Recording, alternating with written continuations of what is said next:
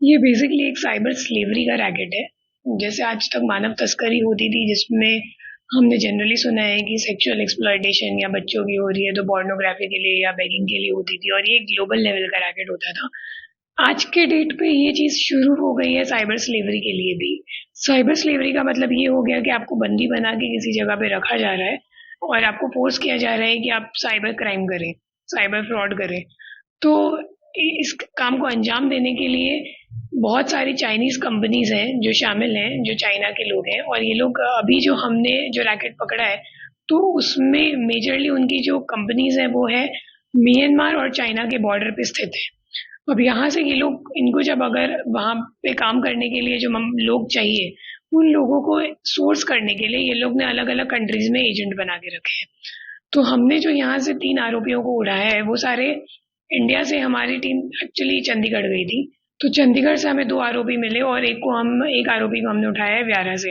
ये सारे एजेंट और सब एजेंट तरीके इन चाइनीज कंपनी के लिए काम करते हैं।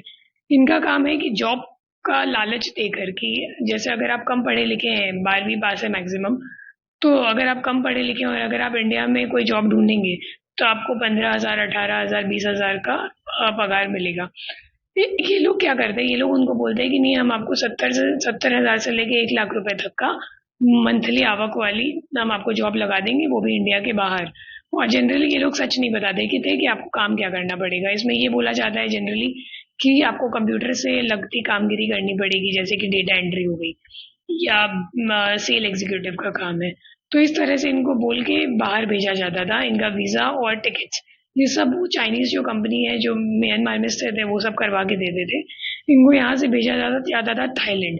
थाईलैंड में जैसे ये बैंकॉक के एयरपोर्ट पे लैंड हो गए, तो वहाँ पर वो चाइनीज़ कंपनी टेक ओवर कर लेती थी। वो लोग अपने गाड़ी भेजते थे, फिर उस दिन में जितने भी लोग आए हैं उन सबको एक साथ शाम को एक गाड़ी में बिठा के, एक लुकाई करके शहर है नॉर्थ म्यांमार में, वहाँ पे बहुत सारी चाइनीज कंपनीज हैं जो एस्टेब्लिश्ड है। तो वहाँ पे उनको ले जाया जाता था और अलग अलग कंपनी में बांट दिया जाता था। फिर उनको सिखाया जाता था कि आपको किस तरह से साइबर फ्रॉड करना है। जैसे कि आपको इंस्टाग्राम पे अपना फेक आईडी बनाना है, फेक आईडी बना के आपको एक लड़की की तरह बात करनी है सामने वाले से। आपको ये दिखाना है कि मैं बहुत पैसे वाली हूँ, और जो सामने वाला है वो, जैसे आप क्लब या हाई 5 स्टार रेस्टोरेंट या इस तरह का आप अगर सर्च करोगे तो आपको उस तरह के लोग मिलेंगे जो उस जगह पे गए हैं, तो आपको पैसे वाले जो टारगेट्स हैं वो मिलेंगे।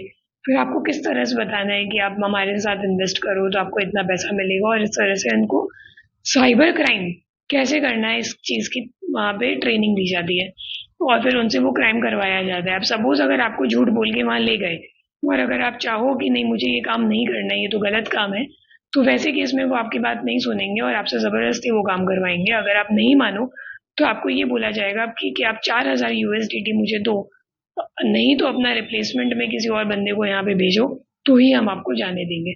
तो इस तरह से इनका शोषण किया जा रहा है।